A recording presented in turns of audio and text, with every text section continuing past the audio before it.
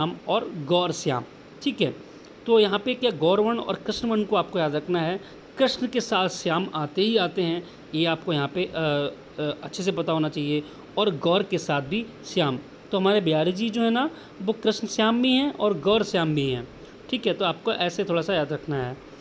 तो जो गौर वर्ण, ठीक है ना, गौर वर्ण में अब इन्होंने पहले तो अग्नि धातु को सभी में माना है। ठीक है, और यहाँ पे जल के लिए अवदात बोला है। अवदात वर्ड जो यहाँ पे बोला है इन्होंने, तो अवदात प्रायो इन्होंने गौर वर्णा बोला है। अवदात प्रायो यानी कि जल।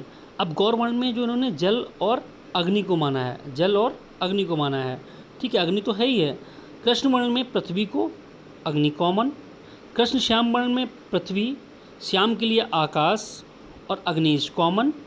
एंड गौर वर्णा, गौर श्याम वर्णा इज द जला महाभूता, जला।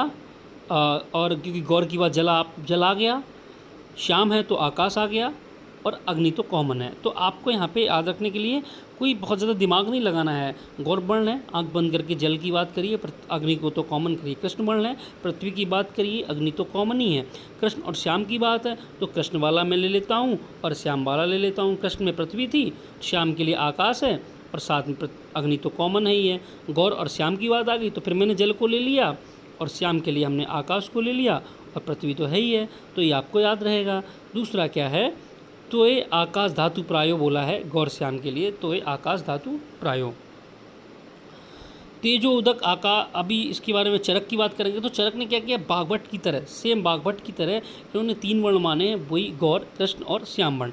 इन्होंने क्या किया, इन्होंने भी जो है श्याम वर्ण को पहले श्याम में सर्व धातु श्याम में बोला है, श्याम के लिए सर्व धातु श्याम में बोल दिया।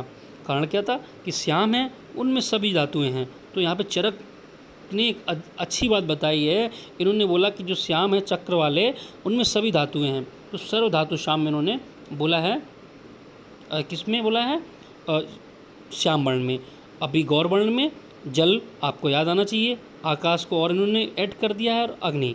ठीक है, आकाश को बोला है इन्होंने गौर में, अग्नि। ठीक है, और कृष्ण में इन्होंने अग्नि तो है ही कॉमन, पृथ्वी को भी ले लिया वहाँ से, और वायु को।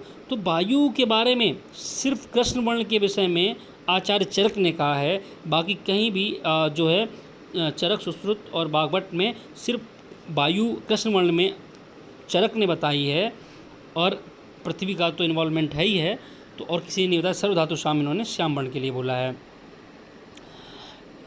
निमोनिक्स बनाने के लिए तो निमोनिक्स